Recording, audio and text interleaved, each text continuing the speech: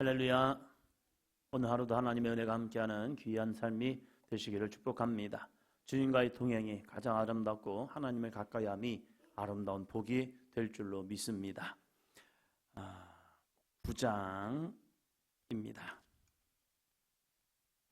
9장 18절입니다. 예수께서 따로 기도하실 때 제자들이 주와 함께 있더니 물어 이르시되 무리가 나를 누구라고 하느냐. 아멘. 무리가 나를 누구라고 하느냐. 사람들이 고백하는 예수님, 다른 사람이 고백하는 예수님 좋습니다. 그러나 예수님은 그것이 질문의 본질이 아니었습니다. 20절입니다. 예수께서 이르시되 너희는 나를 누구라 하느냐. 베드로가 대답하여 이르되 하나님의 그리스도시니이다 하니. 아멘. 마태복음에도 마가복음에도 누가복음에도 동일한 이 질문이 나옵니다. 너희는 나를 누구라 하느냐. 우리가 믿음 생활할 때 가장 중요한 것은 내가 고백하는 예수님의 고백입니다. 나는 예수님을 어떻게 믿고 있는지, 저 사람이 믿음이 있는지 없는지를 알아보려면요, 당신이 고백하는 예수님은 누구입니까? 이 고백이요. 이 고백이, 이 질문을 통하여서 그의 고백을 들어보면 그분이 믿음이 있는지 없는지를 알 수 있습니다. 교회를 다니는 것 같지만 어떠한 믿음의 고백을 하느냐, 그 고백대로 그는 신앙생활 합니다. 그래서 신앙의 고백, 믿음의 고백은 참 필요합니다. 이 말씀을 읽을 때마다 대학교 3학년 때 했던 신앙 고백서가 있습니다. 한 교수님이 제가 조금 그분 보실 때는 엉뚱한 질문을 했던 것 같아요. 그때 그분이 저한테 저만의 숙제를 냈습니다. 자네는 어떠한 신앙을 고백하는지 써보게. 굉장히 처음에 기분 나빴습니다. 왜 나를 가지고 그래? 그런데 그 신앙 고백을 쭉 쓰면서 은혜다 라는 걸 깨닫게 되었습니다. 왜 그러냐면 대학교를 들어올 때에 제가 하나님의 주님의 음성을 듣고 그러면서 이 시작했던 것부터 어렸을 때부터 신앙생활했던 것, 그것을 쭉 고백하면서 나는 왜 신학교를 왔지? 나는 왜 예수님을 믿지? 나는 왜 이곳에서 공부를 하고 있지? 그리고 나는 어떻게 살아가야 할지 이 모습을 쭉 한번 기록하는 시간이 되었었습니다. 처음에는 기분이 나빴지만 그 신앙 고백을 써보면서 느꼈던 것은 그렇구나. 이것도 하나님의 은혜구나 했더니 교수님이 저를 부르시더니 얘기를 해주시더라고요. 오해하셨다고 하면서 이런저런 말씀해 주셨는데 또 개인적으로도 교수님과 또 접할 수 있는 시간이 별로 없었는데 그러한 이 사건을 통하여서 교수님과 조금 더 가까워지는 그러한 시간이 되었습니다. 예수는 제 아들이 자기와 함께하는 삶을 살죠. 그래서 말하지 않아도 알 겁니다. 그럼에도 불구하고 예수님은 이 제자들이 나를 어떻게 믿고 왜 따르는가를 보기를 원하셨습니다. 그럴 때 베드로의 이 고백, 하나님의 그리스도시니이다, 하나님의 기름 부음 받은 자, 주님의 메시아, 하나님의 메시아, 우리를 구원할 자, 이 고백을 간단히 하지만 이 간단한 믿음의 고백 속에서 그가 어떠한 예수 그리스도를 바라보는지를 말하고 있습니다. 우리도 마찬가지입니다. 한국 사람에게는 겸손이라는 것이 때로는 자기 비하적인 모습이 있습니다. 저는 할 줄 몰라서요. 저는 잘 못해서요. 그것이 어쩌면 겸손인 것 같지만 아니요. 어쩌면 자기의 존재성, 정체성을 잃어버리는 모습이 되기도 합니다. 저는 믿음이 없어서요. 이게 얼마나 무서운 말인데요.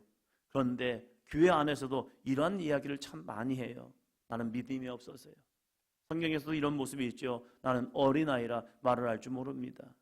저는 이 이스라엘 백성 중에서도 가장 지극히 작은 족속이요. 나는 내 집은 가난한 집입니다. 자기의 무능력을 이야기하는 때가 있습니다. 그러나 주님은 우리에게 뭐라고 말합니까? 하나님은 그들에게 꼭 하실 말씀, 아니야, 너는 그 모습이 아니야. 너는 내가 함께하는 자야. 너에게 능력이 있어. 괜찮아. 너는 나를 의지해. 나는 말이 둔하여서 하나님의 말씀을 전할 수 없습니다. 아니, 내가 내 입에 내 말을 두고 있어. 괜찮아. 가. 그럴 때 그들이 자신의 모습이 아니라 하나님의 거룩한 말씀 믿고 믿음으로 나아가지요. 오늘 이 시대에 사는 우리들에게도 내가 아는 내가 아니라 주님이 나를 고백하는, 주님이 나를 인정하는 내가 되고, 또한 나 자신도 주님의 온전한 능력과 역사를 고백하며 나가는 삶이 되시기를 주의 이름으로 축원합니다. 가장 아름다운 사람이 다윗이죠. 어린아이임에도 불구하고 하나님의 거룩한 능력과 역사를 믿었던 다윗은 그 하나님의 권능을 믿고 골리앗과 싸우러 나아가죠. 이건 세상적으로 보면 미친 짓입니다. 그러나 그는 미친 것이 아니라 하나님을 믿는 믿음이 충만한 자였습니다. 그럼에도 불구하고 어떤 경우는 자신이 믿음이 있다라고 생각하지만 속사람은 믿음이 없는 경우가 참 많은 경우를 보게 됩니다. 누가복음 11장입니다. 누가복음 11장 14절입니다. 11장 14절. 예수께서 한 말 못하게 하는 귀신을 쫓아내시니 귀신이 나가매 말 못하는 사람이 말하는지라.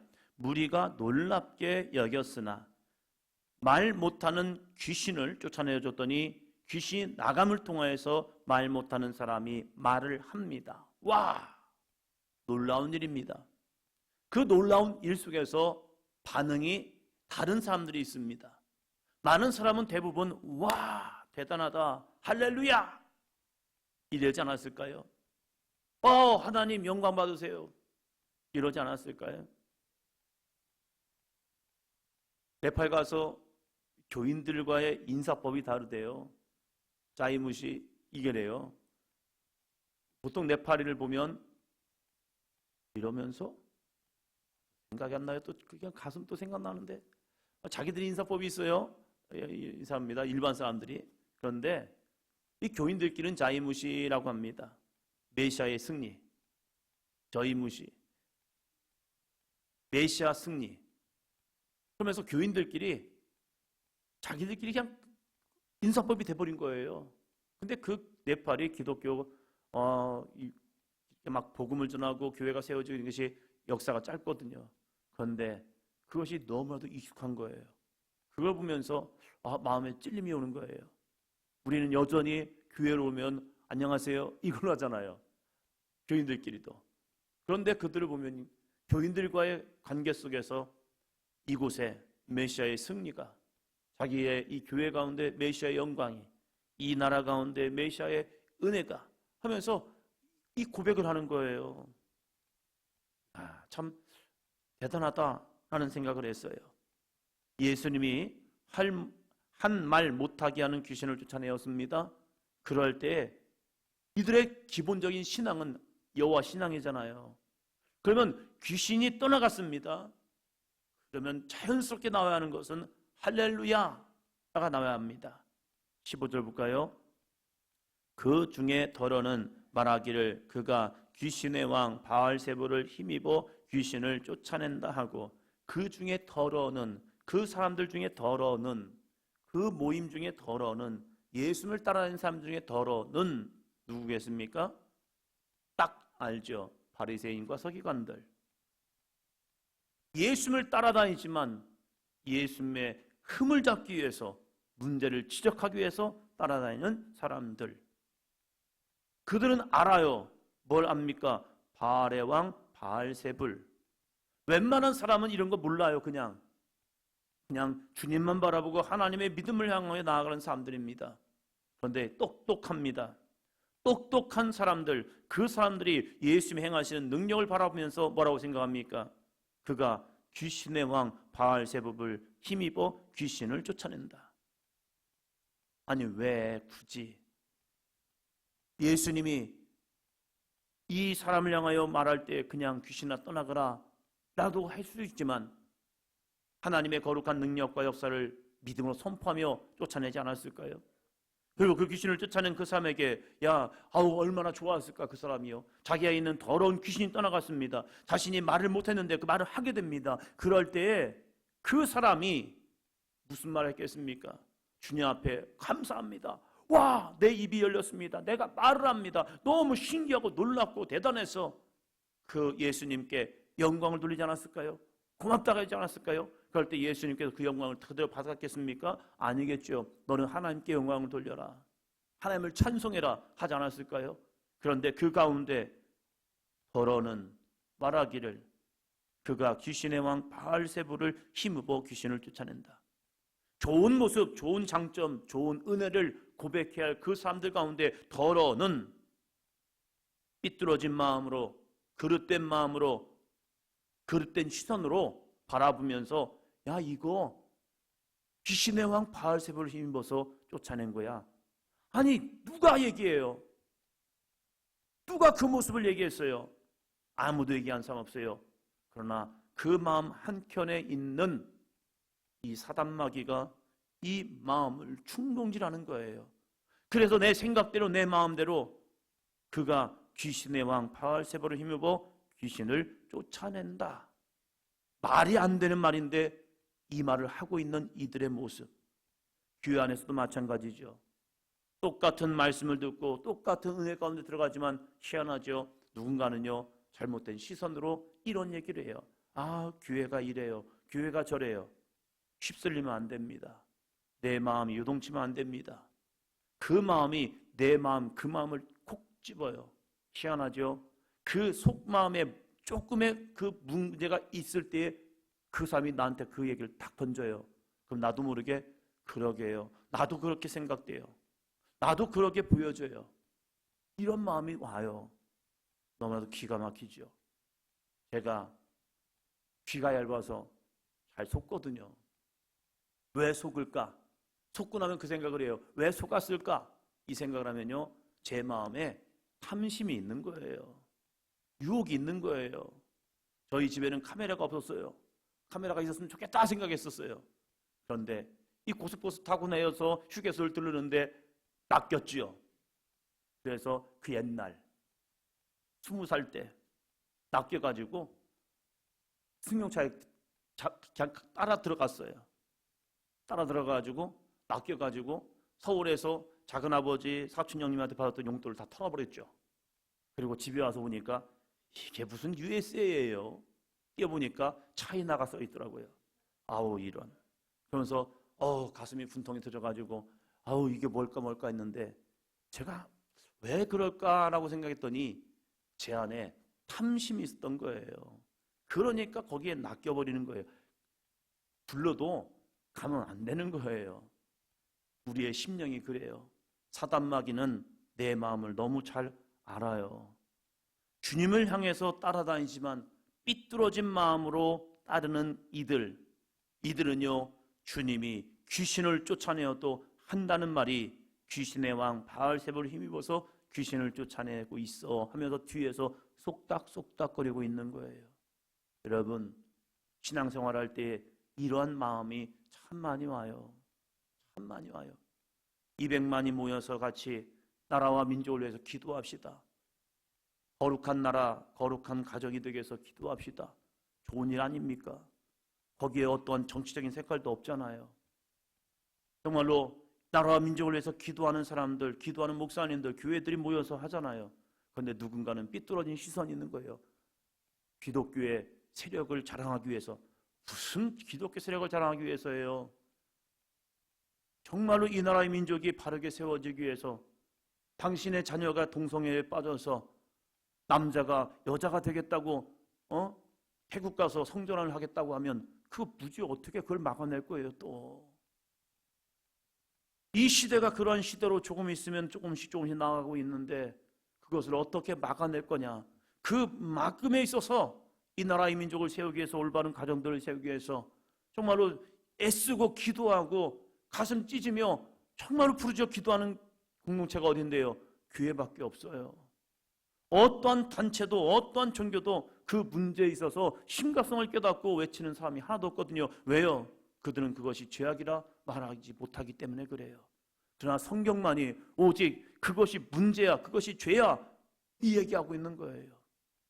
자신들이 듣기 싫거든요. 그러니까 차별금지법을 통해서 더 이상 듣기 싫으니까 너와 나의 차이, 그것을 그냥 단순한 차이, 죄가 아닌 차이로 보여달라는 거예요. 그래서 차별하지 말라는 거예요. 아니요, 죄는 죄인 거죠. 그 죄를 죄라고 얘기하는 모습들을 가지고 기독교 안에서도 삐뚤어진 시선이요, 더러는 말하기를 야 저들이 이것 때문에 저것 때문에 누구 마음대로요, 자기 생각대로 하고 있는 거예요. 이것이 교회 안에 공동체에서도 그렇다니까요. 나에게 들어온 생각이 내 믿음을 비춰내고 있어요. 아, 교회를 왔더니 교회가 자기들 끼리끼리 모이고 있어요. 아니, 언제 끼리끼리 모였어요. 먼저 왔기 때문에 거기에서 공동체가 된 거고, 거기에 들어오면 되잖아요. 들어오라고 손짓하고 있잖아요. 그러나 들어오지 아니하면서 뭘 하는데요. 와, 6학년 때 성탄절 전날 형아들 누나들은 청소년이라고 이제 모여서 놀고 있잖아요. 그러나 이제 성탄절 발표가 끝나고 초등학생들은 이렇게 얘기하잖아요. 애들은 집에 가라. 저 6학년 때였을 때 형들은 다 남아있고 형이 하는 말 너는 가. 그래가지고 서운한 거예요. 그래가지고 가는데 이들은 뭐하고 놀까 궁금한 거예요. 그래서 교육관 가다가 창문 밖에서 뭐하고 있나 쳐다보고 있는데 너무 재밌게 사치기 하면서 놀고 있는 거예요. 그 모습을 쭉 보면서 이게 성냥팔이 소녀처럼 이 밖에서 추운데 거기서 이게 쭉 보고 있는데 그게 너무 부러운 거예요. 야, 그럴 수 있겠다. 누군가는 교회라는 공동체 안에서 그 교회 공동체 밖에서 볼 수 있는 사람들, 그 어린 6학년 아이가 거기서 들어가고는 싶은데 형이 가라고 했으니까 참여도 못하고 가긴 가야겠고, 근데 너무 궁금하니까 거기서 밖에서 보면서 그 생각이 드는 거예요. 그 어린 나이에 공동체 안에서 누군가는 밖에서 이렇게 외롭게 초량하게 보고 있는 사람이 있지 않을까. 그때부터 본 게 뭐냐면 주변에 떨어진 사람들, 그것이 눈에 보이기 시작하는 거예요. 재밌고 즐거운 모습이 있지만 그 밖에 있는 사람들을 보듬어 줄 수 있는 마음들. 그러나 중요한 게 있어요. 거기에서 마음이 삐뚤어지잖아요. 그러면 이렇게 생각해요. 지들끼리 잘 놀고 있네. 아니요. 그 마음이 든다면, 나와 같은 마음이 든다면 그 마음 속에서 삐뚤어진 마음이 아니라 내가 누군가를 돌볼 수 있는 마음이 주시는구나. 그래서 그들을 품을 수 있는 마음이 되어야 하죠. 주님은 그 삐뚤어진 마음을 통하여 이렇게 말합니다. 17절이요. 예수께서 그들의 생각을 아시고 이르시되 스스로 분쟁하는 나라마다 황폐해지며 스스로 분쟁하는 집은 무너지느니라. 바알세불을 힘입어서 귀신을 쫓아낸다면 이 마귀 역사가 다 분쟁이 일어난다. 지금 너희들 이 마음이 하나님의 역사를 무너뜨리는 분쟁의 마음이다. 하나님이 행하시는 거룩한 능력, 그 능력 가운데 왜 너희는 그 삐뚤어진 마음을 통하여 바라보고 있느냐 말씀하고 있습니다. 오늘 나의 마음은 어떠할까? 하나님이 행하시는 놀라운 은혜와 하나님이 행하시는 놀라운 이 공동체 안에서 나는 어떤 마음을 가지고 살아갈까? 나도 모르게 내 생각이, 내 마음이 이렇게 잘못된 시선과 나만의 시선을 바라보고 나아가는 모습은 아닐까? 아니면 함께 기뻐하고 함께 즐거워하고 하나님의 영광을 돌리는 모습이 있을까? 내가 좀 떨어져 있다면 그 떨어진 모습을 통해서 비판하고 정죄하는 것이 아니라 또 다른 사람들을 돌볼 수 있는 그러한 은혜의 모습이 되기를 주의 이름으로 축원합니다.